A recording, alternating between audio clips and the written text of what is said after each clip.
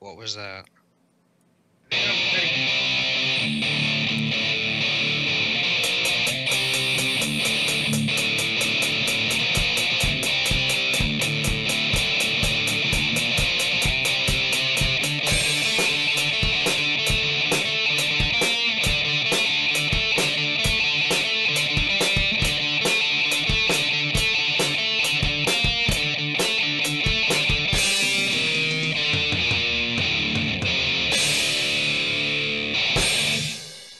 Alright, finally, welcome to a new installment of Fragments of Silicon. Apologies, we just lost 30 minutes because of technical issues. We'll go into detail on MSP. The time being, we have an interview to get to. Sorry to keep you waiting. Sorry for all the technical issues. They sometimes happen. Anyway, I'd like to welcome to the show Jeff Glasson of Meridian4. Hi there. Thanks for having me. Yes. Yes, like I said, sorry, it's just been one of those nights. Yeah. Obviously, we're starting sans news. Once again, that'll be on MSP. Anyway, so rolling right into the interview, we like to start off by getting to know the person behind the company, or the position, and we like to start by finding out what got them interested into video games in the first place. Wow. Well, I've been playing video games for my whole life. Starting out when I was a kid with Coleco, Atari, and television. Then graduating to computer gaming. And then I went to school in programming to get into the business, and basically worked my way up and started a company. Right, and let's see. So this was a decision made in university, correct? To work in the industry, yeah. I mean, Originally I have a biology degree. I wanted to do something different, but that didn't quite work out. So I said, what do I really want to do? And I've always loved games, so give that a try. Right. Did you work anywhere prior to Meridian4, or was this the first shot? No, I worked for a small publisher here in Montreal, and then I worked for a developer working on console games and handheld games, and then with a few partners, we started the company back in 2004, and and it's been quite the ride since. No doubt. Well, what was the impetus behind founding Meridian4? Well, we wanted to see, we had seen things done in the industry that we weren't particularly thrilled with. So we wanted to, bring a different dynamic to publishing. A lot of publishers give the industry a bad rap. So we wanted to come into the industry with a fresh vision of truly partnering with a developer. We've worked with many developers over the years on their second and third games, for example. So we built this, this standing foundation of trust and, a good relationship, business relationship, and in most cases, a friendly relationship. We meet many developers at conferences, and it is a business, but we try to not make it that corporate feeling, if you know what I mean. I do. We've encountered it. Now, not all that often, but we've definitely encountered the corporate side of gaming. Yeah. On this program, and I gotta say it's thinking that feels ahead of its time, because you mentioned you found Meridian4 in 2004, and what your company does sounds a lot like what what some other publishers out there do in the here and now with indie gaming. Yeah. I mean, I guess it's the development, indie publishing is it's been a trend, I guess, for a couple of years now. But yeah, back in 2004, there was no such word as indie. Everyone was indie.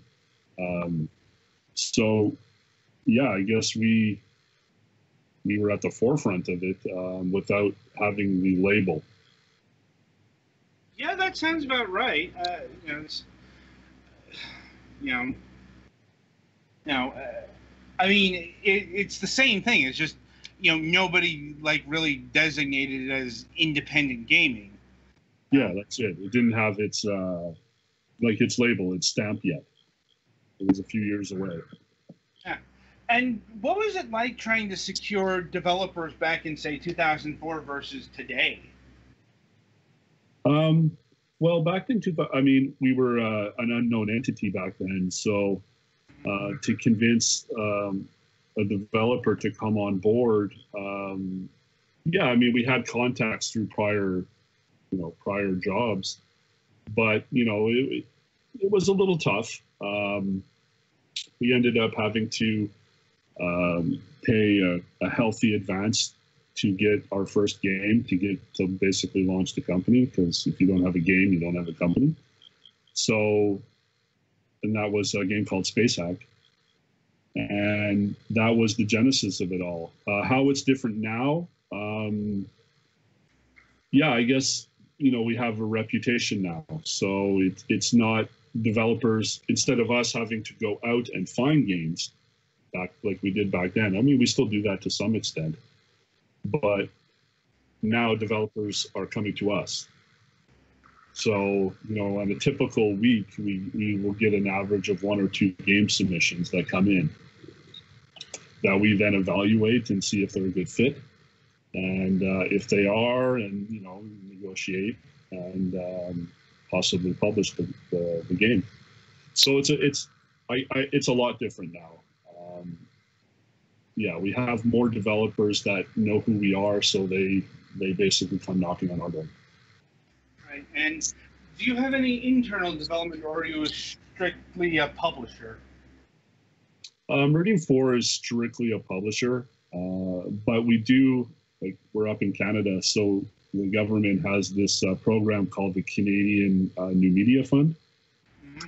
Basically, you apply for it, and if you're accepted, they give you development money. So we applied, and we were accepted, and we're working with a company here in Montreal, Invisio Creations, and we're creating our first IP.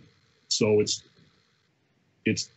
they're not directly, we don't have developers in-house, but we're working with somebody that has a developer, so it's a good partnership. All right. And do you offer any sort of feedback or Q&A? Yeah. I mean, we do the typical publisher things of, obviously marketing, promotion, advertising, press, outreach. But yeah, we also do localization. We do official QAing. Obviously, we're on calls with developers regularly just to make sure everything's okay. And as there's builds that are dropped, we would, evaluate them and give our feedback. But ultimately, it's the developer. We like to provide advice because, we've been around for a while. And hopefully, we haven't had a situation where the developer has balked at that device. They welcome it. And yeah, we work towards releasing a good game. Is anyone else hearing like a fuzz sound? A little bit, but it's not too bad. Okay. It almost sounds like a fluorescent light to me. Yeah. Right. And do you do physical or just digital? No, it's all digital. Our main distributor is Steam, obviously. We do work with many others across the web, but we gave up physical back in, I want to say 2008, 2009, maybe. So you used to publish physical copies. Yeah, that's how we started. I mean, when we started, there was there was no online distribution. Steam wasn't around yet. So we did all physical copies. And then within a year, I think it was 2006 when Steam came up with Half-Life 2, we were on board quite quickly. I think we were the 83rd game or 84th game on Steam. Yeah, so we luckily saw the trend pretty quickly that this was going to be the future, and digital physical was going to go bye-bye, at least for PC gaming. So we hopped on the digital bandwagon, and it's paid off. Certainly a good call, because yeah, that's, at least in North America that's happened. Europe, it's a little different, but yeah. Europe and Russia were still pretty strong with retail, but even now, I mean, it's all those markets are, with the exception of maybe Germany, they're all even for PC game digital, for PC game physical. Yeah. Well, what was the last game you released physically? Oh, geez. Let me think here, because we did a few that were in jewel cases. I think it was a game called Scratches, horror game. Yeah, I know. Yeah, I know that one. That was and a game called Bus Driver. We did that in jewel case. The last full release we did was part of the Arma series. So we did Arma 2. We distributed that in North America. That was the last big one. Yeah, that would be the last one. God, Arma 2 was that long ago. Yeah. All right. And so on the flip side of the thing, how has Steam changed over the years, given that you're one of the earliest entities on that platform in that ecosystem? Yeah. From, I guess, the consumer side, it's probably, obviously, yeah, they've updated their system, made it more user friendly, etc. But on the business side, yeah, a lot has changed. I mean, with Greenlight and now with Greenlight potentially going away, they're constantly evolving. You have to be nimble and adapt as they change their business model. So yeah, it keeps you on your toes. But Steam, I mean, they've been great partners to us over the years, and yeah, I mean, I think without Steam, I'm not sure Meridian4 would be even around if we had to stick to physical. So yeah, I'm a big fan of Steam. Big fan. No doubt. Another question is, how do you navigate the just absolutely huge swath of games that gets released on Steam these days? Yeah, well, that's partly what I was mentioning before, how they changed their model. Back when we started with Steam, you might have had a game a week that released, so it was much easier to get eyeballs on that game. Now it's a lot tougher because it's almost like the App Store. There's 50 games a day. So yeah, you have to make sure you build up your customer base through emails and Steam community and the social networks. So you make sure that your community is aware of what's coming up, and bringing the press on board. But yeah, I mean, it can be a challenge compared to what it used to be in the past. And is there something that like you as a publisher can do in that regard, like in terms of like advertising or whatnot? Yeah, I mean, we do advertise. We've done the traditional, banner ads on different websites, with varying degrees of success. So now we've kind of adopted the model of trying to communicate directly with our fans. through social media mainly, and using Steam's features, knowing what they're all about and putting that as in your strategy of a release. So, for example, getting a coming soon page up as quickly as possible so people can start wish listing it. And then that gives you kind of a direct communication through Steam, because all those people will get a notification when the game's out. Mm-hmm. So yeah, I mean, it's constant adaptation, adapt or die, right? Yes, especially since there's so many games now that it's you can no longer just release a quality product and expect it to sell.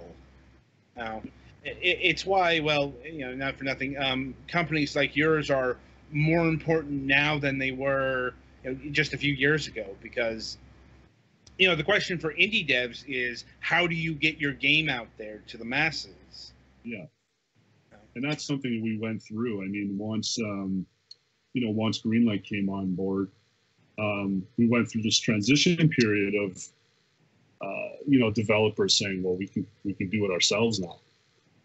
And I think, obviously a lot of developers did quite well, but, there's another side to that coin where they just got lost in the shuffle. So, yeah, I mean, it's part of the industry. The industry, when you compare it to other industries, it's still quite young. So going through these growing pains is part of business. So yeah, I think now,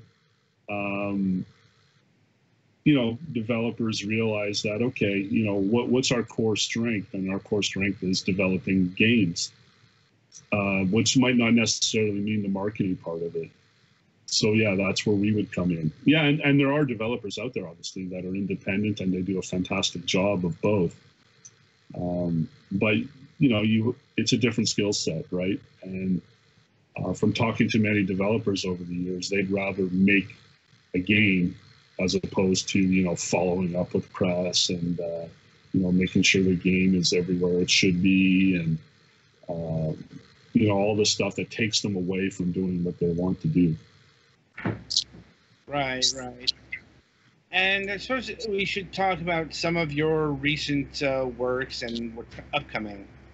Let's see. I mean, you've got quite a few games here. Yeah, we have 23 on Steam right now. We just released Vive le Roi, basically Save the King. It's a different take on the French Revolution. We have a game coming up at the end of this month called Hound. It's kind of like a evolution simulator where you create your own creatures and they develop their own AI, and you basically grow them in this world, and you see what happens. Basically, how their AI develops. That's going to come out in early access because it's, we would love to get community feedback on that game because it is quite different. And we have a few others coming up in the summer months. They're not quite ready to announce yet, but a game kind of like a mix between GTA and Hotline Miami. That's going to be a cool one. And that CMF, the government project we're working on, that's going to be a different take on a tower defense game. Huh. Yeah. So more on that later. Duly noted. Yeah.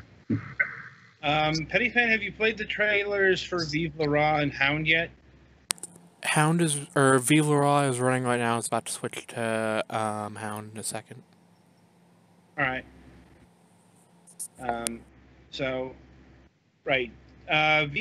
Starting with Vive le Roi, we actually reviewed this game 2 weeks ago. About that, yeah. Yeah, it's like, and it scored fairly well. It's like, it's certainly like no other puzzle game I've encountered. Now, was this something you sought out, or was this something that was brought to your attention? It's something we saw on Greenlight. Contacted the developer and started discussing with them, and yeah, we ended up obviously publishing the game. Hound, they came to us, so. Yeah, I mean, like I said before, it's a mixed bag. You know, sometimes we'll contact them if we see something we like, and you know, other times it's a cold email that comes in. Right. And what is going to be? How far along is the game going to be when it releases in early access? It'll be, let's say, I want to say strong alpha. So let's say between an alpha and a beta build. It's not, you know, it depends on how you classify these terms. I mean, the way we look at it, an alpha is, you know, there's still features that could be implemented, but mostly feature complete. But you can still add things. Maybe there's placeholders. A beta would be, you know, you're just bug hunting. So it would be a strong alpha. The main core foundational features will be in the game, but obviously it's going in early access so we can get feedback from the community. So depending on that feedback, we would make adjustments to the feature list. And how much is this game going to be out the gate?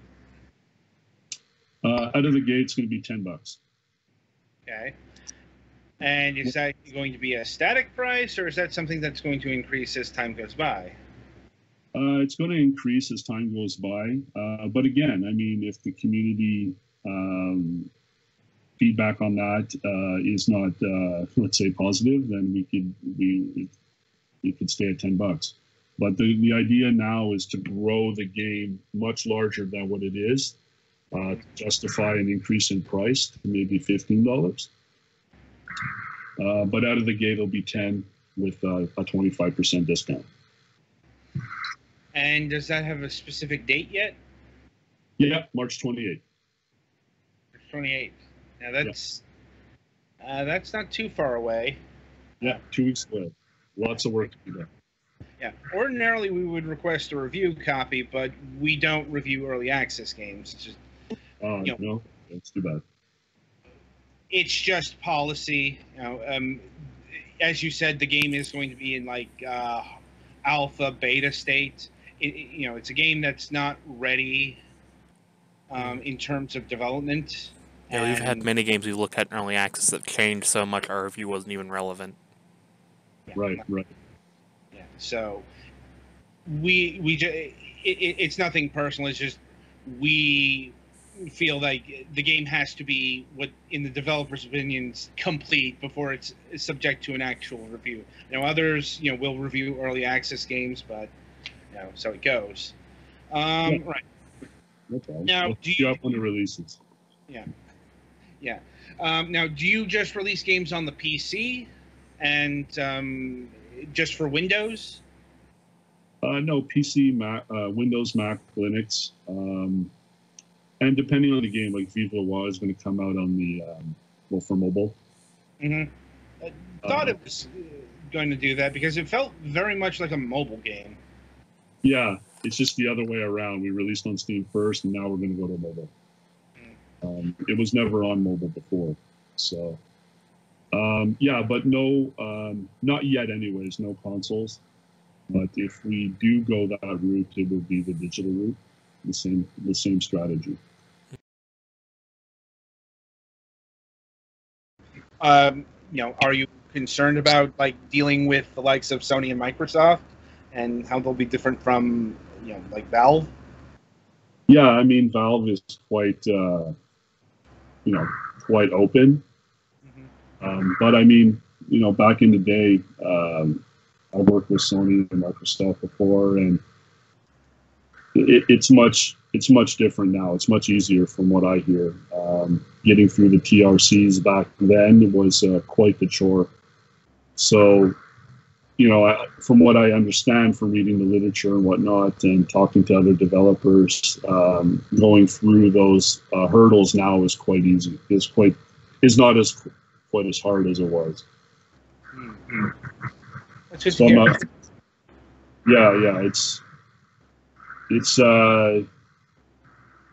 yeah, I don't anticipate any problems. Right, and now, do you publish outside of Steam on the PC? Like, are your games on Good Old Games or the Humble Bundle? Yeah, we have pretty much all our catalog is also on the Humble Store. I don't we're on Big Fish, we're on Wild Tangent, we're on Bundle Stars. We do some bundling sites here and there, GOG. All the big ones, GameStop, whatnot. We're all there, but yeah, I mean, Steam is the leader, right? So. I mean, the first time I encountered your games was with a service called GameTap.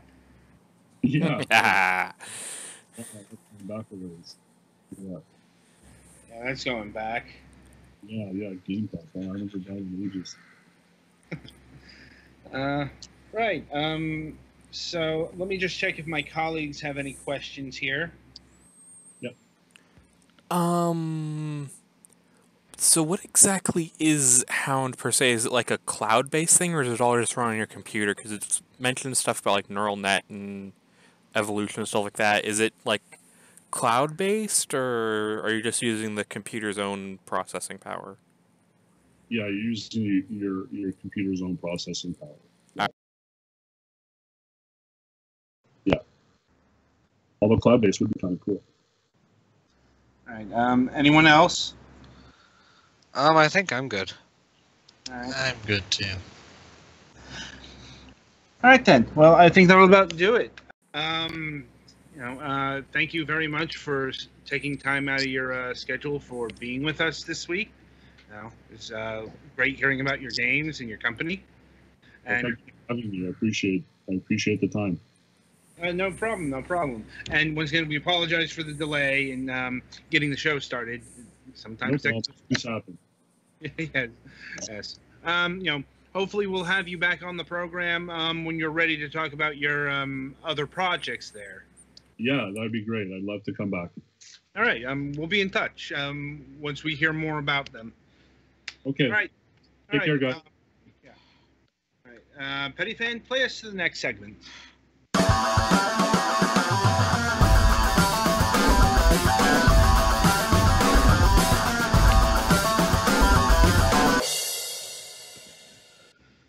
All right. Welcome to the topic of discussion. This week we're talking about 3DFX and hardware acceleration. Pettyfan, why don't you take things? All right.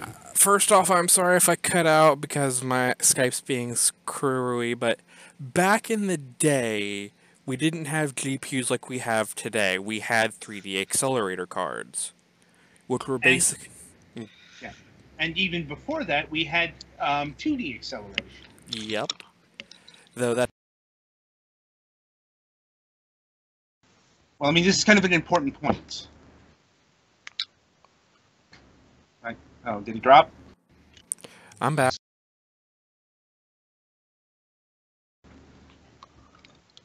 Pettyfan's been having a lot of audio problems today.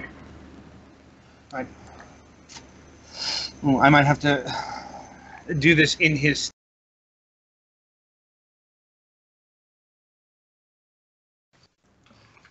All right, are you good? All right.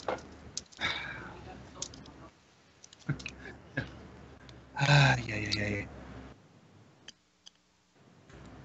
Yeah. Okay. Yeah, like I said, it's one of those. He's unplugged his headset. Okay. Do apologize for this live broadcasting. It's you roll with the punches. Right. So in the beginning, there was 2D acceleration. That is a, graphic cards have existed. No.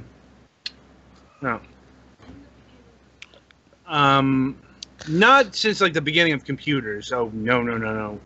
I'd say since at least like the PC. What is it? 5150. The first machine that we designated as a PC. It's just, back in the 80s and the early 90s, 3D graphics weren't really a consideration. In general, in early computers, making an appealing visual presentation was one of the last things that they were concerned with. Yeah, it depends. Well, it's also, there was nothing powerful enough to really do 3D graphics, even at the microcomputer level. It's like, so it just wasn't a consideration until the mid-90s. And it really came to the fore with the explosion of first-person shooters. A particular first-person shooter, in general, not in general, a specific first-person shooter really got the ball rolling. And it's not the one you're probably thinking. It's like, no, it wasn't Doom. Nor was it Wolfenstein 3D. That honor belongs to the third one, Quake. You see, which Quake, if I recall correctly, was actual 3D and could have things on top of each other. Yes. Well, Quake was the first fully polygonal FPS. Now, that's the distinction, because you had FPSs that could do fake 3D, or were partially 3D, but they were still like sprite based. You had this even after Quake, like Duke Nukem 3D on the build engine. That had some really interesting level design that you could only really do in the build engine, but it wasn't like actual 3D. Because you were still using sprite-based materials, like I wish I could better explain the tech behind that, but that's kind of what Pettyfan's good at. He's our tech guy, and he's still here. That's why you're hearing this, but he can't speak right now. I'm like. And I think the point he was getting on with GPUs is, I'm trying. Like I said, I do apologize. Well, it's just sort of the history of computers having specialized hardware to do visual presentation. Yeah, but hardware acceleration for 3D. Quake was where it really made a difference. Like, if you look at vanilla Quake that's doing software acceleration versus GL Quake that's using the hardware acceleration wrapper, I'm like... Because Quake is a game that has potentially very fast action and reflexes, so... Well, it's not just that, but I'm like, it looks a hell of a lot better than through 2D rendering, which makes sense because it's all 3D based. I gotta say, this is a hard one for me to talk about because our hardware guy is ironically having hardware problems. Yeah, I'm like, it's like when it comes to like the specific tech, I must admit I don't.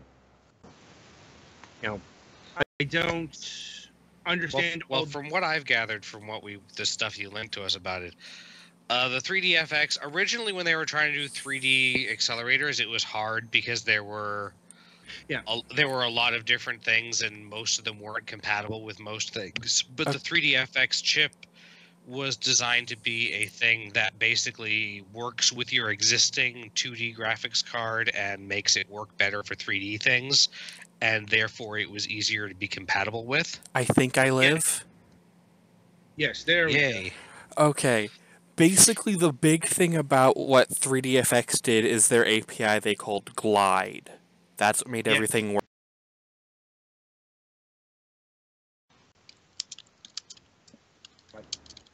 And we lost him, didn't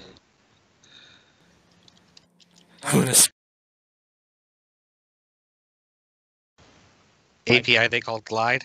Yeah, it was called Glide, and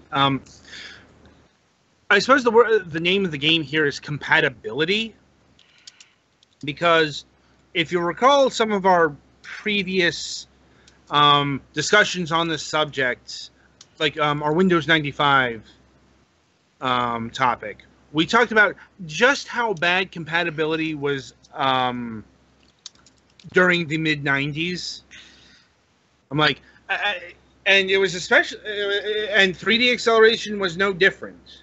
You know, there was no standard. There was a bunch of competing graphical cards, and it's one of the things that comes up repeatedly in our discussions of technology stuff, that compatibility and ease of making things work with each other is one of the things that is a significant factor in whether or not a new piece of technology catches on and gets used by lots of things.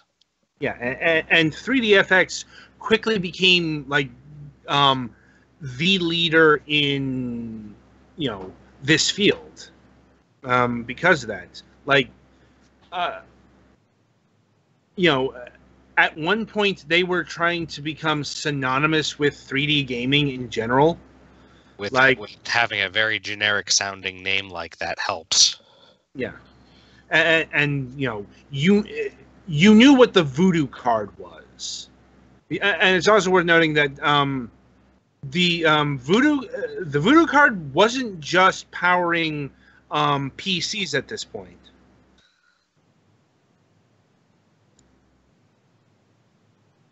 Oh, I'm like, hang on. Pettyfan wants me to add him to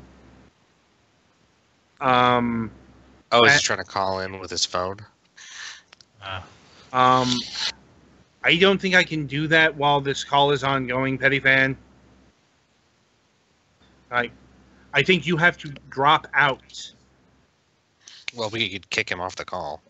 Yeah, but that's the thing. If we do that, we lose our broadcast.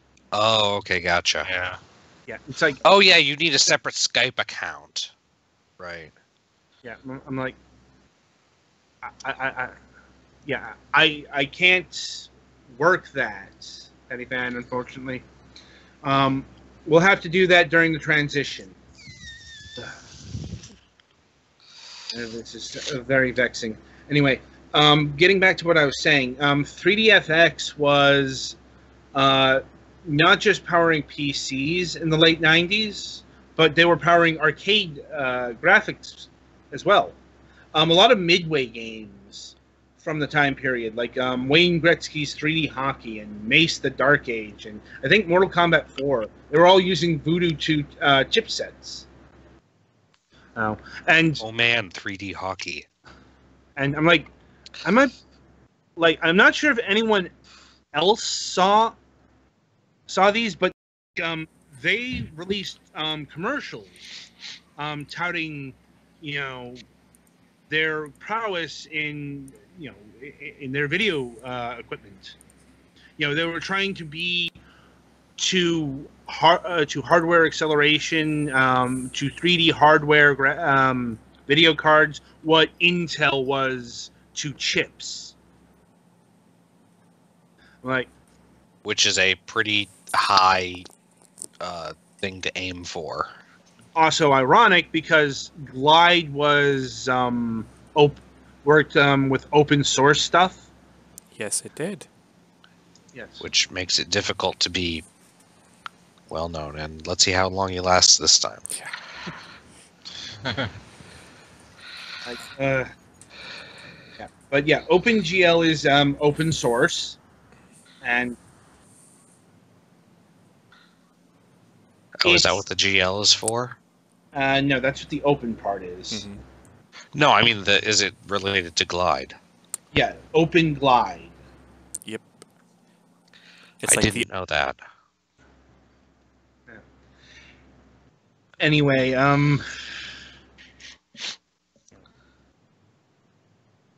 Pettyfan, if you can you give us some of the technical details behind it? And if you can't, you could type them up or something, and we can read them off. Nope. I'm like, oh, Pettyfan is going to break his computer after this, or. Blame me.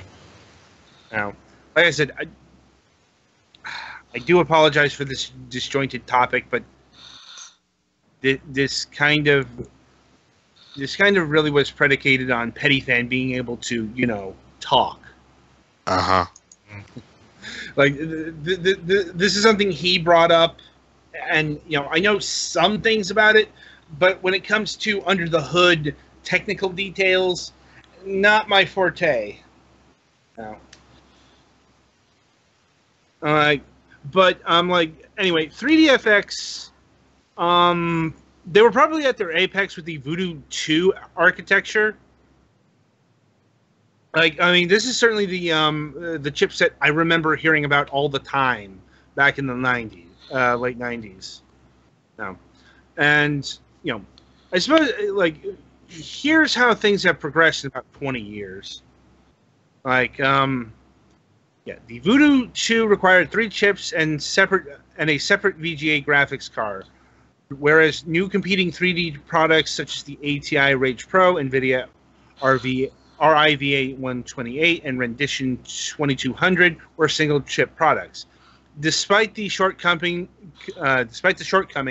such as the card's dithered 16-bit 3D color, I do recall this. I think NVIDIA's cards at the time could do 24-bit color and 800 by 600 resolution graphics, which, once again, I think NVIDIA and others could go up to 720p, or what we would today identify as 720p. But that was top end stuff. You didn't really see that out in the wild. Anyway, no other manufacturer's products could match the smooth frame rates that the Voodoo 2 produced. It was a landmark and expensive achievement in PC 3D graphics. Its excellence performance and mindshare gained from the original Voodoo graphics resulted in its successes. Many users even preferred the Voodoo 2's dedicated purpose because they were free to use the quality 2D card of their choice as a result. Because remember, the Voodoo card, a lot of the competing cards were 3D only, and you had to have separate 3D and 2D cards as well. The Voodoo chipset was a combination, so you could do 2D rendering as well. Believe me, that was an important consideration back in the late 90s. Because not just because of power concerns, but space. Yeah. You only had so many card slots. Yes. Also expense. It's gonna be a cheaper solution than having a dedicated 2D and 3D chipset. Mm-hmm. Now, and yeah, it's kind of it's one of those things that's kind of lost on not even today, but the mid 2000s, since the mid 2000s, because 3DFX fell quickly. Oh yes, it did. But before the fall,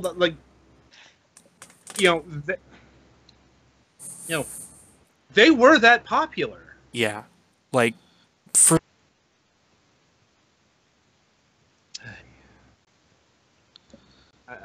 I assume the reason that they fell basically involves a lot of the other stuff in computer graphics just sort of catching up to, so that there was less of a need of a separate 3D accelerator card, and they just kind of did graphics cards altogether. No. It's because of bad products. That's a thing that'll kill a lot of companies. Yes. The infamous the Rampage development product. Like it's and the Voodoo 3. Like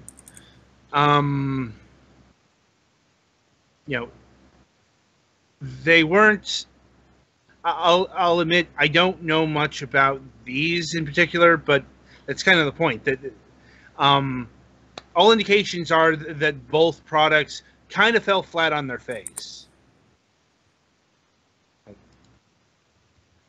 Yes, I'm looking at that now. It's like, right. So Voodoo 3 and the strategy ship. 3D FX executed a major strategy change just prior to the launch of the Voodoo 3 by purchasing STB Systems for US $141 million on December the 14th, 1998. STB Systems was one of the larger graphics cards manufacturers at the time.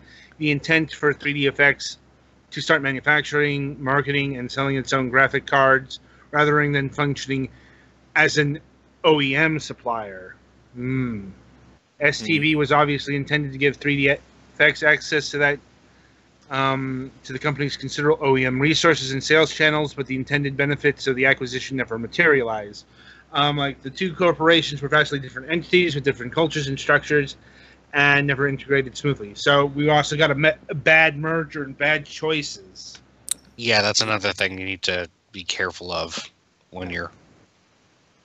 Because, and I think the Rampage product would become not necessarily like one of the... I think it was one of the TNT cards. Like, but yeah, that underperformed as well. Like, anyway, cause of the decline. Although 1997 was marked by analysis as a turning point for 3DFX due to marketing led by CEO Greg Ballard, there was criticism of Ballard understanding the R&D in the graphics industry. Single card 2D, 3D system solutions were taking over the market, and although Ballard saw the need and attempted to direct the company, there was with the Voodoo Banshee and the Voodoo 3. Both of these cost the company millions in sales and lost market share while diverting vital resources from the Rampage product. And 3DFX released word in early 1999 that the still competitive Voodoo 2 would only support OpenGL and Glide under Microsoft's Windows 2000 operating system and not Direct 3D.